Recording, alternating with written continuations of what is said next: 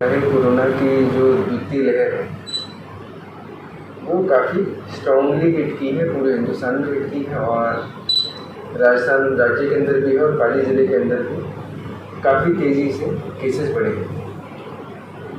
इस संदर्भ में काफ़ी सारी एक्टिविटीज़ हैं जो हम कर रहे हैं। सबसे पहला मैं बताना चाहूँगा कि सैम्पलिंग जो है, जहाँ पिछले साल की पीक तक हम 2100-2200 तक गए थे, अभी आज की डेट में हम लगभग 2600 से 2800 लगभग हर रोज़ कर रहे हैं। कोशिश यही है कि हम सैम्पलिंग बढ़ा सकें और जो भी व्यक्ति पॉजिटिव आने की स्थिति में है उसको जल्दी से जल्दी पकड़ पाए, क्योंकि यदि हम जल्दी पकड़ते हैं तो उसको उचित मेडिकेशन टाइम पर मिल जाती है और जो संभावना है उस पेशेंट की स्थिति खराब होने की वो कम हो जाती है। इसको सुनिश्चित करवाने के लिए हमने एक डोर टू डोर सर्वे भी चालू करवाया है, जो प्रत्येक शहरी क्षेत्र और ग्रामीण क्षेत्र के अंदर पिछले 3 दिन से चल रहे हैं और अगले 2 दिन के अंदर खत्म हो जाएगा। हर एक घर के अंदर हमारी एक कार्यकर्ता पहुँचेगी, आंगनबाड़ी कार्यकर्ता है, एएनएम है, आशा है, वो पहुँचेंगे और उनसे रिपोर्ट लेंगे कि किसी को घर में कोई सर्दी, खांसी, जुकाम या बुखार तो नहीं। यदि वैसा है तो उसको संबंधित मेडिकल किट उपलब्ध कराई जाएगी, डॉक्टर के पास भेजा जाएगा और यदि आवश्यकता लगती है तो उसकी सैंपलिंग की जाएगी। पर हम इस सबको ये समझने की बहुत ज़्यादा आवश्यकता है कि इस सब के बावजूद भी कम्युनिटी स्प्रेड है, बाहर कोरोना है और इस बार के कोरोना और पिछली बार के कोरोना में थोड़ा सा फर्क है। पिछली बार ये जब छींकते थे तो आपका ड्रॉपलेट 6 फुट तक ही आगे जाता था, तो अगर आप दूरी अकेली रख लेते थे तो कंफर्टेबली हम चल जाते थे। ये जो कोरोना का म्यूटेंट है ये एयरबोर्न है। अगर आप बिना मास्क के अपने घर के अंदर भी उस क्षेत्र में घूम रहे हैं जहाँ पर ड्रॉपलेट्स और वेंटिलेशन कम है, तो भी आप इस कोरोना के स्ट्रेन से संक्रमित हो सकते हैं। हम सब ये भी जानते हैं कि जितने लोग कोरोना से पॉजिटिव आए हैं, यदि एक व्यक्ति आता है तो पूरा घर पॉजिटिव आता है, परिवार का एक सदस्य आता है, चाहे वो कितना ही आइसोलेशन में रहे।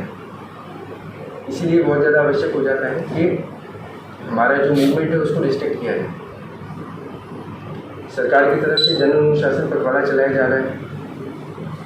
गाइडलाइन के अंदर जो सख्ती है वो मेरे हिसाब से सबको जानकारी है और मैं जहाँ तक की मानूँ, पाली ज़िले के जो हमारे वासी हैं वो 70 से 80% कंप्लाइंस के अंदर पूर्ण से सहयोग कर रहे हैं। शहर के अंदर भी कर रहे हैं और ग्रामीण क्षेत्र में जब हम देखते हैं तो कंप्लाइंस देख के काफ़ी खुशी मिलती है कि 70 से 80% लोग पूर्ण रूप से कंप्लाइंस कर रहे हैं। मेरा निवेदन रहेगा कि जो लोग नहीं कंप्लाइंस कर रहे हैं वो कृपया करके कंप्लाइंस करें। जो भयावह स्थिति आज की डेट में बन रखी है उसको हम नहीं रोक पाएंगे यदि सब लोग हमारा सहयोग नहीं करेंगे। हमारे हर एक ग्राम पंचायत स्तर पे हमने एक जॉइंट इन्फोर्समेंट टीम बनाई है, जिसमें हमारे राजस्व के कर्मचारी हैं, एजुकेशन कर्मचारी हैं, म्यूनसिपैलिटी या ग्राम पंचायत के कर्मचारी हैं, पुलिस कर्मचारी हैं। और हम कोशिश यही करते हैं जहाँ पर भी स्प्रेड फैलने की ज़्यादा संभावना रहती है, जैसे कि शादी हो, कोई फंक्शन हो, फ्यूनरल हो, वहाँ पर उनको सब जगह हम उसको चेक करें कि वो अटेंड करें। दुकान बंद करने का समय 11 बजे तो उसको अटेंड करें और चेक करें कि सभी से बंद करें। परंतु इसमें पूर्ण रूप से सहयोग अपेक्षित है और मैं हमारे सभी मीडिया बंधुओं के माध्यम से निवेदन करना चाहूँगा कि अब संक्रमण की जो चेन है वो रोकना बहुत ज़्यादा आवश्यक है। केवल ये सोचना है कि साहब हम बाहर निकले लेकिन हम तो भीड़ में तो गए नहीं, या जब हम भीड़ में गए थे तो हमने थोड़ा सा मास्क पहना हुआ था, शायद नाक के नीचे रखा हुआ था, और ये सोचना कि हम किसी को टच नहीं किया और हम संक्रमित नहीं हो सकते हैं, तो ये सोचना मेरे हिसाब से आज के दिन में सबसे बड़ी मूर्खता है। हॉस्पिटल बेड्स की जो व्यवस्था है वो हम लोगों ने कोशिश की है कि समय समय पर उसको बढ़ाते रहें। पूर्व में जो बांगड़ अस्पताल हमने शुरू किया था 100 बेड से, आज की डेट में 280 बेड की व्यवस्था हो चुकी है। हमारे पास थोड़ा सा ऑक्सीजन और था, हमने ईएसआई के अंदर बेड्स की व्यवस्था की। हम चाहते थे कि ग्रामीण लोग जो हैं उनको इतना दूर पाली तक ट्रैवल ना करना पड़े, तो जितने हमारे दूरस्थ इलाके थे हमने वहाँ पर भी कोविड हेल्थ सेंटर खोले, जैसे कि सावरी, पाली, सोजत, जतारण और सुमूलपुर के अंदर एक प्राइवेट हॉस्पिटल भी खोला। परंतु जैसा मैंने पूर्व में बताया, किसी भी प्रकार से हम चाहे बेड्स बढ़ा लें, यदि केसेस बढ़ते रहे तो किसी भी स्थिति के अंदर हम ऐसी व्यवस्था नहीं कर सकते कि हमारे ज़िले के जो 25 से 30 लाख लोग हैं उन सब के लिए बेड्स बना सकें। बढ़ाने की हमारी अपनी एक लिमिट है, उस लिमिट के हिसाब से ही हम बेड्स बढ़ा सकते हैं। केसेस जैसे ज़्यादा आ रहे हैं, हमारी जितनी भी व्यवस्था है उसके ऊपर स्ट्रेन पड़ रहा है। अभी पिछले कुछ दिन के अंदर मेरे हिसाब से कुछ लोगों ने ये कैंपेन भी चलाया कि साहब बांगड़ अस्पताल के अंदर बेड्स भर गए हैं, लोगों को व्यवस्था नहीं मिल रही है। मेरा सबसे निवेदन रहेगा कि हम ये समझें कि हमारा जो ऑक्सीजन का जो लिमिट है वो रीच हो चुका है। पाली ज़िले के अंदर 800 सिलेंडर ऑक्सीजन निकलती है, 700 हम लेते हैं, 100 सिरवी को देते हैं या 50 सिरवी को देते हैं, 50 किसी दूसरे जिले को देते हैं। वो लिमिट अचीव हो चुकी है, उसके ऊपर हम ऑक्सीजन प्रोड्यूस ही नहीं कर सकते। जितने बेड उसमें करा सकते हैं लगातार 24 घंटा हमारी टीम लगी हुई है, चाहे वो बांगड़ अस्पताल पे हो चाहे इन 2 प्लांट्स पे हो। वो ये मॉनिटर कर रही है कि किसी न किसी प्रकार से हम ऑक्सीजन की जो मैनेजमेंट है प्रॉपर कर सकें। सबसे मेरा निवेदन ये रहेगा कि इस स्थिति के अंदर हॉस्पिटल की व्यवस्था के बारे में नेगेटिव न्यूज़ ना फैलाएं। हाँ, अगर कोई गलती है तो ज़रूर बताएं, परंतु 1-2 जगह से हमारे पास नेगेटिव न्यूज़ आई थी जो असल में सत्य नहीं थी। उससे हम किसी का फ़ायदा नहीं कर रहे हैं, हम ऑलरेडी स्थिति भयावह है उसको और ज़्यादा नेगेटिवली शो करके कोई ज़्यादा बेनिफिट नहीं है। आपको लग रहा है कोई गलती है तो कृपया करके हमारे वहाँ पर जो ऑफिसर बैठे उनको बताएं ज़रूर, और अगर गलती है तो हम एक्सेप्ट भी करेंगे, उसको इम्प्रूव भी करेंगे, परंतु कृपया करके negative news just for the sake of it आप ना करें, मेरा आपसे निवेदन है। बेड्स की जो व्यवस्था है, जैसा मैंने बताया, हमने कोशिश की है कि हम हर एक ब्लॉक के ऊपर खोल सकें। ऑक्सीजन अभी हमारा लिमिटेड है, हमने कोशिश की है कि जितने भी हमारे यहाँ पे चाहे इंडस्ट्री हो, चाहे डोनर्स हो, चाहे हमारे DMFT का फंड हो, चाहे MP लैब्स, MLA लैब्स हो, हमने सबको मोटिवेट करने की कोशिश की है कि ऑक्सीजन कॉन्सेंट्रेटर लाके हम अपनी ऑक्सीजन की कैपेसिटी बढ़ा सकें। मुझे पूरी आशा है कि अगले आने वाले दिनों के अंदर जैसे जैसे ऑक्सीजन कॉन्सेंट्रेटर आते जाएंगे हम अपने बेड्स और बढ़ाएंगे। मंशा यही है कि आज की डेट में जो 300 बेड्स हमारे पाली मुख्यालय के ऊपर है उसको बढ़ा के हम 500 बेड कर लें, और हमारे जो ब्लॉक्स हैं उन ब्लॉक्स के ऊपर भी लगभग 250 से 300 बेड्स की व्यवस्था करा के हम 780 से 800 बेड्स की व्यवस्था कोशिश है कि हम अगले 10 से 15 दिन के अंदर करें। यदि ऐसी सिचुएशन आती है तो हमने जो पीक की कैलकुलेशन कर रखी है जो 15 मई तक आना संभावित है, मैं आशा करता हूँ उन सब पेशेंट्स को हम टैकल कर सकेंगे, उनको व्यवस्था करवा सकेंगे। परंतु इस समय के अंदर जब तक ये व्यवस्था हमारी बन रही है तब तक आज की डेट में हमारे पास कंडीशन ऑफ स्कैर्सिटी, पेशेंट जो आ रहे हैं वो अधिक है और जो डिस्चार्ज हो रहे हैं वो कम है, बेड्स जितने हमारे पास हैं वो कम है। इसके अंदर मैं सभी लोगों से अपेक्षा करता हूँ, आशा करता हूँ कि यदि आपके घर में कोई भी केस पॉजिटिव आता है, आपको लग रहा है पॉजिटिव नहीं भी आया है, सर्दी खांसी जुकाम के कोई लक्षण है, कृपया करके आइसोलेट करें। अपने संबंधित जो भी आपके लोकल चिकित्सा कर्मी हैं, ANM है, आशा है, डॉक्टर साहब हैं, पूर्ण रूप से प्रोटोकॉल पालन करते हुए वहाँ पर उनकी जाँच करवाएं। यदि डॉक्टर साहब आपको कहते हैं कि CT स्कैन करवाना है, आप CT स्कैन करवाएं। और जब तक आपको लग रहा है कि साफ स्थिति नहीं बिगड़ रही है तब तक आराम से अपना योग करें, प्राणायाम करें, ब्रीदिंग एक्सरसाइज करें और शांति से रहें, ज़्यादा अपनी बॉडी को एक्सर्ट ना करें। 95% केसेस के अंदर आप बहुत ही एसिम्प्टोमेटिक होते हुए ठीक हो जाएंगे, या थोड़ा बहुत बुखार आएगा आप ठीक हो जाएंगे। उसके बाद कुछ केसेस ऐसे हैं जिनको ऑक्सीजन की आवश्यकता पड़ेगी, जिनको ऑक्सीजन की आवश्यकता पड़ेगी ड्रोनिंग पोजीशन मेरे हिसाब से सब जगह वो सबको जानकारी है कैसे करनी है, हम उसका पालन करें।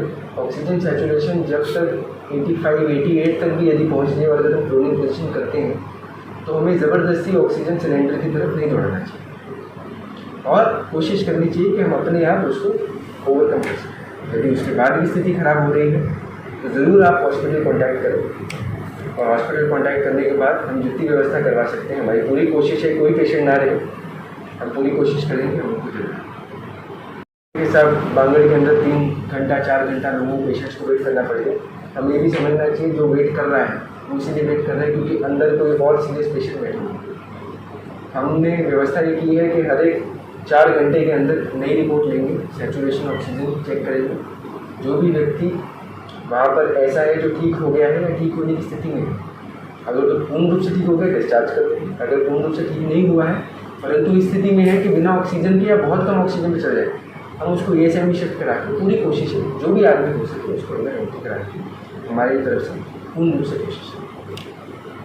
शादी के जो फंक्शंस हैं उसमें मैं सब लोगों से निवेदन करना चाहूँगा कि हमारी टीम 100% शादियाँ जो भी हमारे को सूचित की जाती है उसमें जाती है, पूर्ण रूप से जा रही है। जुर्माने भी मेरे हिसाब से हमारी अंदर काफ़ी हुए हैं, लगभग 50 टच कर रहे हैं जो शादी के अंदर जुर्माने किए, और मैं इसको अच्छी बात नहीं मानता हूँ। खुशी की बात नहीं कि हमने अभी तक पिछले 8-10 दिन के अंदर 50 जुर्माने कर दिए। इसका मतलब ये है कि कहीं ना कहीं हम लोगों के अंदर ये जो सोच है उसमें कहीं ना कहीं हम थोड़े से पीछे रह गए।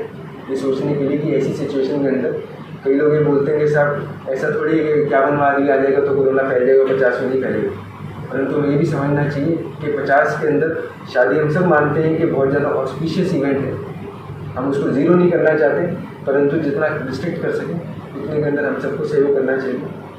साथ ही साथ मैं सबको बताना चाहूँगा कि यदि इसके अंदर कोई भी वायलेशन आता है, हम मैरिज पैलेस को भी सील भी करेंगे, साथ ही साथ जुर्माना भी लगाएंगे, और यदि हमें वायलेशन लगता है तो उसके बाद भी नहीं सुधर रहे तो FIR भी कराएंगे, और FIR हमने करवाई भी है, उनके विरुद्ध कार्रवाई करवा के चलान भी करना चाहिए। आपके स्टाफ की कमी दूर होगी, ऑक्सीजन की कमी दूर होगी, आपके बेड्स की कमी दूर होगी, और जो लाइन में लग रहे हैं उनको भी जो है बेड मिल जाएगा। अब देखिए, इसके अंदर मैं बताना चाहूँगा कि निजी अस्पताल जो है उसको अधिग्रहित करने की आवश्यकता भी नहीं है, हम उसको अलाउ भी कर सकते हैं।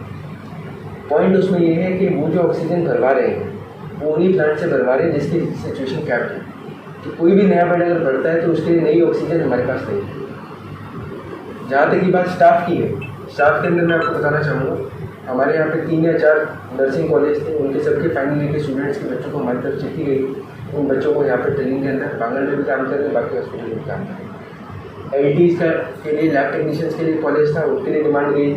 31 बच्चे थे उनके फाइनल ईयर वाले, सबको बुलाया गया। कई बच्चे नहीं आए डर के मारे, परंतु जो आए हैं उनको हमने ज्वाइन करवाया। उसके बाद भी जितने हमारे पास वेकेंट थे, अर्जेंट टेम्प्रेरी बेसिस के ऊपर उनकी भर्ती कराई जाने की कार्रवाई कराई जा चुकी है।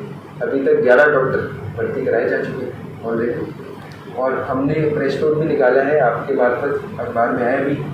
जो लोग आना चाहते हैं आए, जो कोई भी है, हमारे पास जितने वेकेंट पद हैं हम उनको भर्ती भी कराएंगे, और एकदम एक्सट्रीम रिक्वायरमेंट वाला काम है, स्टाफ की व्यवस्था हम कर रहे हैं। इसके बावजूद भी अगर हमें लगा कमी है तो अगर आवश्यकता पड़े तो फंड की कोई कमी नहीं है। हम DMFT का फंड है, SDRF का फंड है, काफ़ी फंड्स हैं, हम उससे व्यवस्था करते हैं।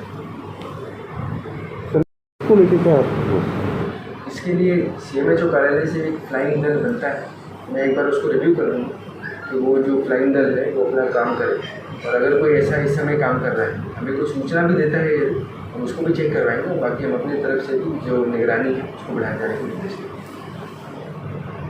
अब देखिए, इसके अंदर मेरा 2 पॉइंट है। पहली बात तो ये है कि ऑक्सीजन बांगल हॉस्पिटल के अंदर जो पहुंच रही है, एक तो उनका प्लांट है, उसके अलावा एक हमारे यहाँ से जो सिलेंडर भर के आते हैं उन दोनों का मिला के हम ऑक्सीजन दे पाते हैं। जो ये सिचुएशन आई थी जो आपने बताई है कि कई लोग अपना ऑक्सीजन सिलेंडर लेके चल रहे हैं, हमारे कुछ बेड्स हैं जो सीधा पाइपलाइन से जुड़े हुए हैं, उसके अलावा बाकी जगह है वो हमारे स्टाफ का काम है उनको ऑक्सीजन सिलेंडर पहुँचाया जाए। जो जनप्रतिनिधियों ने पहुँचाया है वो इलीगल है, अंदर कोविड वार्ड के अंदर नॉर्मल लोगों को नहीं घुसना चाहिए। उसी कार्रवाई करवाने के लिए आज अभी आपकी कॉन्फ्रेंस से जस्ट पहले ही मैंने एक बहुत ही डिटेल्ड मीटिंग ली है कि वहाँ पर जो भी व्यक्ति है केवल आपका स्टाफ होना चाहिए, प्रशासनिक अधिकारी होने चाहिए, पेशेंट होना चाहिए, और उसके साथ उसका अटेंडेंट हो सकता है।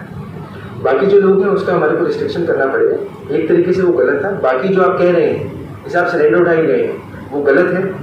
उसके लिए हमने अब 20 सिविल डिफेंस के और कर्मचारी वो दिलवा दिए हैं, और अगर और आवश्यकता पड़ेगी हम वो भी दिलवाएंगे, उसकी व्यवस्था भी करवाएंगे। एक तरीके से सब खत्म है, क्योंकि वो घर भी जाएगा, बाजार भी जाएगा, अस्पताल में भी नहीं, अब उसी की व्यवस्था करवाने के लिए हम लोगों ने सिस्टम करने की किया, आज निर्देश भी दे दिए हैं। जो भी अंदर एंटर हो रहे विद आई कार्ड एंटर करेंगे, सभी स्टाफ का आई कार्ड बनाया जाएगा, जो अटेंडेंट है उसका हॉल टिकट जाएगा, उसके अलावा और कुछ नहीं जाएगा। और कोशिश करेंगे, हमारी व्यवस्था ही करने की है कि जो अटेंडेंट एक बार अंदर घुसा वो पेशेंट के साथ ही बाहर निकले, उसके बिना ना बाहर निकले। बट उसके लिए हमको बैक एंड पे काम करना पड़ेगा। कोई आदमी दवाई लाने जाता है, कोई जूस लेने जाता है, कोई चाय पीने जाता है, उसकी व्यवस्था हम कैंटीन की व्यवस्था करवा रहे हैं, जिसके ऊपर वी आर एक्टिंग अपॉन। कोशिश ये रहेगी कि अटेंडेंट जो एक बार अंदर गए वो बाहर ना गए, ताकि संक्रमण बाहर भी ना फैले। और साथ ही साथ एक बार जो अंदर की जो प्रिकॉशन है उसको मेंटेन करना भी हमारे लिए साथ। सर एक न्यूज़ के साथ है, ये जो आपका जो प्रॉब्लम है, इशू, वो हमारे सामने आया है, इसको हम शिफ्ट करवा रहे हैं। जो कोविड ओपीडी वार्ड है अब केवल कोविड ओपीडी रहेगा। सैम्पलिंग की जो व्यवस्था है वो ईएसआई की डिस्पेंसरी है हाउसिंग बोर्ड के पास, वहाँ पर करना चाहिए। कोई लोगों के साथ सैंपल की रिपोर्ट अभी तक नहीं है। 22 तारीख को 23 तारीख को दिए सैंपल, तो किस्म की अभी 10-12 केस हमारे सामने। आप देखिए इसमें जो 22, 23 और 21, 22, 23 के आसपास के जो सैंपल्स थे उसमें 2 प्रकार की समस्या आ गई थी। पहला, हमारे 7 लैब टेक्नीशियन पॉजिटिव आ गए। तो जब वो 7 लैब टेक्नीशियन पॉजिटिव आए तब हमारे को पूरा स्टाफ बदलना पड़ा, लैब प्रैक्टिकली बंद हो गई थी। तभी आपको ध्यान होगा एक दिन बहुत ज़्यादा केसेस आ गए थे। उसका कारण ये था 3 दिन की रिपोर्ट एक साथ आ गई थी। तो वो जो स्थिति थी उसके हिसाब से जब हमने चेंज किया। साथ ही सेकंड प्रॉब्लम ये थी कि वहाँ पर जो ऑपरेटर लगे थे उन्होंने SMS का बटन नहीं दबाया, तो रिपोर्ट तो आ गई, उस व्यक्ति के मोबाइल फ़ोन पे नहीं आई। तो वो व्यक्ति बेसिकली ऐसा हो गया कि साहब हमारी तो रिपोर्ट ही नहीं आ रही। ऐसे कहीं मेरे पास भी शिकायत है। हमने कोशिश की है कि सभी को पकड़ लें, अगर उसमें अभी भी कोई आदमी रह गया तो हम उसका SMS करवा दें। आज की डेट में जो हमारा पेंडेंसी है, पहले हमारा गोल्डन स्टैंडर्ड इस 24 घंटे में रिपोर्ट आना चाहिए।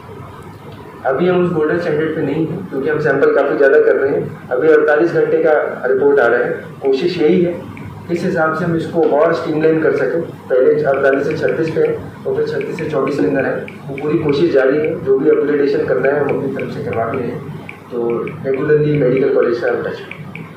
वैक्सीनेशन को लेकर सर, देखिए वैक्सीनेशन के संबंध में अभी 18+ के संबंध में गाइडलाइन नहीं आई। वो एक बार जब आएंगी तब फिर हम आपको एक बार बताने की सिचुएशन। पिछली बार सतह से फैलता था, आप छींके आपके ड्रॉपलेट गिरी और सतह से फैलता। इस बार एयरबोर्न है, तो जो सतह से फैलने वाला है उसका परसेंटेज कम है। उसके बावजूद भी इनका सैनिटाइजेशन कैंपेन करवाने के लिए हमने निर्देश दिए। मैं एक बार को बोल दूँगा, एक बार और राउंड लगा लो, बट पॉइंट मेरा दोबारा वही रहेगा, आपके सर्फेसेज को सैनिटाइज करके हम ये नहीं मान सकते कि 100% से